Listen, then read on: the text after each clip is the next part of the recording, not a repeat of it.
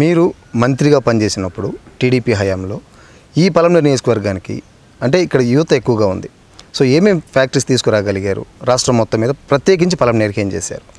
పలమనేరుకు 4 రోడ్లలో ఒక ఇండస్ట్రియల్కి సంబంధించినటువంటి ప్రాజెక్ట్స్ అన్నీ చేసాం. మధ్యలోనే ఒక ఎంఎస్ఎంఈ, ఆ ఎంఎస్ఎంఈ భారతదేశంలోనే 2 ఎంఎస్ఎంఈలు ఇస్తే గవర్నమెంట్ ఆఫ్ ఇండియా నుంచి దాన్ని ఆ ఎంఎస్ఎంఈని ఇక్కడే తీసుకొచ్చాం. వర్క్ కూడా ఫినిష్ చేసాం. ఇప్పుడు ఇండస్ట్రీస్ చాలా కూడా లోపలికి వచ్చాయి.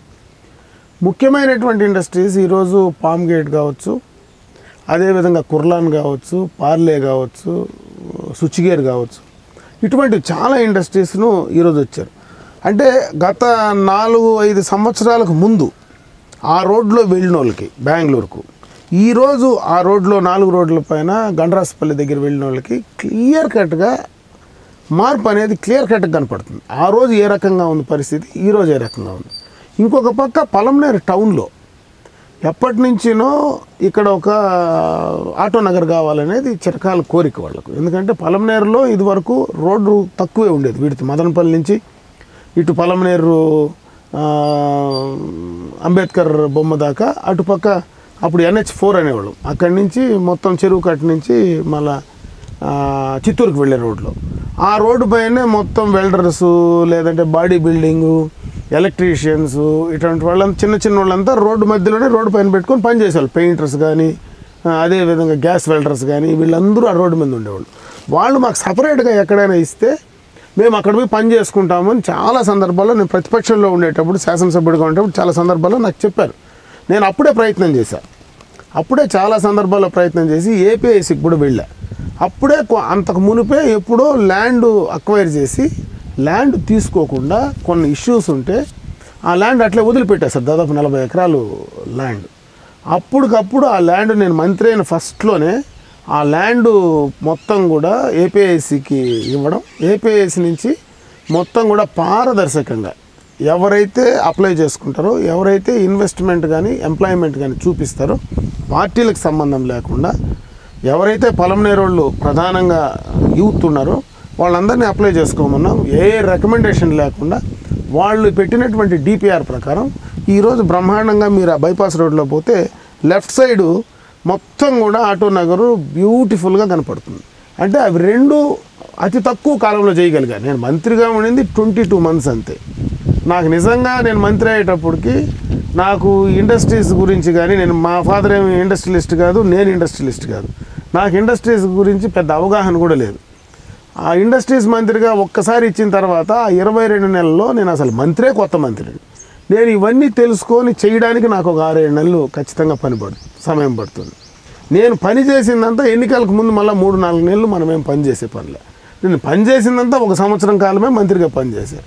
1 సంవత్సరంలో ఇన్ని పనులు చేయగలిగినానంటే ఈరోజు స్టేట్లోనే ఎన్ని ఇన్వెస్ట్మెంట్లు తీసుకొచ్చాం. దాదాపు 100 కోట్ల పైన ఉండేటువంటి ఇండస్ట్రీస్, దాదాపు 65 ఇండస్ట్రీస్ ఈరోజు స్టేట్లో ఉన్నాయి. అదేవిధంగా 120-130 ఇండస్ట్రీస్ ఈరోజు దాదాపు 50,000 మంది ఎంప్లాయ్మెంట్, డైరెక్ట్ ఎంప్లాయ్మెంట్ తెచ్చినవి తక్కువ సమయంలో చేసాం.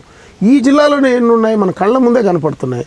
EMC 1 and 2, electronic manufacturing cluster 1 and 2, Hero Motors, Rockman, Sri సిటీలో ఉండేటువంటి ఇండస్ట్రీస్ రకరకాలు. ఈరోజు సోమాలియా కావచ్చు, కజారియా కావచ్చు, ఇవన్నీ కూడా ఆ రోజు అక్కడ ఈ సిరామిక్ సంబంధించినటువంటి హబ్ తీసుకురావాలని, అదేవిధంగా ముఖ్యంగా నేను ఎక్కువ కాన్సన్ట్రేట్ చేసింది ఈ ఫుడ్ ప్రాసెసింగ్ సంబంధించి రైతులకు ఉపయోగపడుతుంది.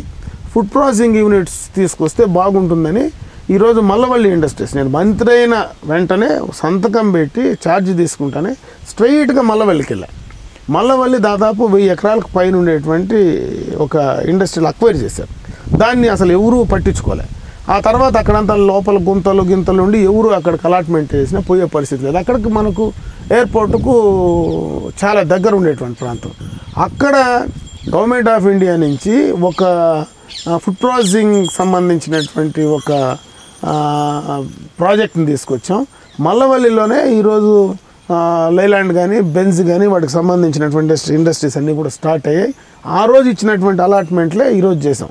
ఇంకొక పక్క ఈ ప్రభుత్వం వచ్చిన తర్వాత ఇక్కడనే పొలంనేరులో మేము స్క్వేర్ ఫీట్కు 300కు ఆ రోజు చిన్నోళ్ళు కదా అంతా వెల్డర్స్ చిన్న చిన్న యూనిట్స్ పెట్టుకునే వాళ్ళని 300 రూపాయలతో ఆ రోజు ఏపీఐసి నుంచి ఇస్తే వీళ్ళు అధికారంలోకి వస్తేనే ఇంకొక 300 కట్టమన్నారు. అంటే ఇచ్చేసి అలాట్మెంట్ అయిపోయి ల్యాండ్ వాడికి హ్యాండ్ ఓవర్ చేసిన తర్వాత మళ్ళీ అడిషనల్గా నువ్వు డబ్బు కట్టమని కట్టించుకున్నారు. అంటే వాళ్ళ ఆలోచనలు డబ్బుతో ప్రధానం కాదు, మనం ఇచ్చినటువంటి ల్యాండ్ యూటిలైజ్ అవుతుందా లేదా, మనం చెప్పిన సమయం లోపల వాళ్ళు అక్కడ కన్స్ట్రక్షన్ చేసి ఇన్వెస్ట్మెంట్ వచ్చి ఎంప్లాయ్మెంట్ ఇచ్చారా లేదా, ఇన్వెస్ట్మెంట్ పెడతానే దానివల్ల గవర్నమెంట్కు మనకు ట్యాక్సెస్ వస్తున్నాయా లేదా అనే దానిపైన మనం ఫోకస్ చేయాలి. కానీ దానిపైన లేకుండా నువ్వు ల్యాండ్కి మళ్ళీ డబ్బు కట్టుంటే వాడు మనిషి మొదలు పెట్టకనే ఇన్వెస్ట్మెంట్ మొదలు పెట్టకనే వాళ్ళకి ఏ రకమైనటువంటి ఆలోచన ఉంటుందనేది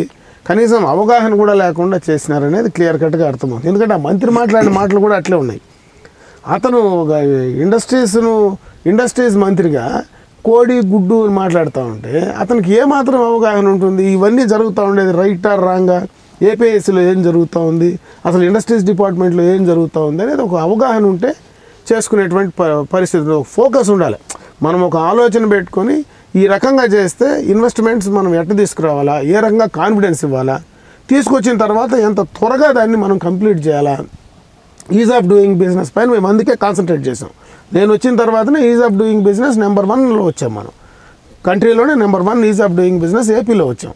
అంటే దానిపైన ఫోకస్ పెట్టాలి. వాడికి పర్మిషన్స్ ఎంత త్వరగా ఇవ్వాలా, సింగిల్ విండో సిస్టమ్ కింద అప్లై చేస్తానే ఎంత త్వరగా వాడికి ఇస్తున్నామంటే ఆ నమ్మకం కుదురుద్ది ఇన్వెస్ట్మెంట్ పెట్టేటోడికి. ఆ త్వరగా వాడు ఆ ఇండస్ట్రీ స్టార్ట్ చేసేదానికి అవకాశాలు ఉంటాయి. ఆ రకంగా చేయకుండా పాలసీలు 10 రకాలు మార్చి కొన్ని రోజులు సేల్ అంటారు, కొన్ని రోజులు లీజ్ అంటారు. ఆ లీజ్ ఇచ్చిన తర్వాత బ్యాంక్స్ లీజ్ ల్యాండ్కు నేను అప్పులు ఎట్లా ఇస్తానంటారు. అంటే ఆ రకంగా కన్ఫ్యూజన్ పెట్టుకొని ఆ పాలసీల పైన అవగాహన లేకపోతే వీళ్ళకి ఏ రకంగా ఉందో, ఏ రకంగా ఇన్వెస్ట్మెంట్స్ తీసుకురావాలనేది అర్థం కానటువంటి పరిస్థితి.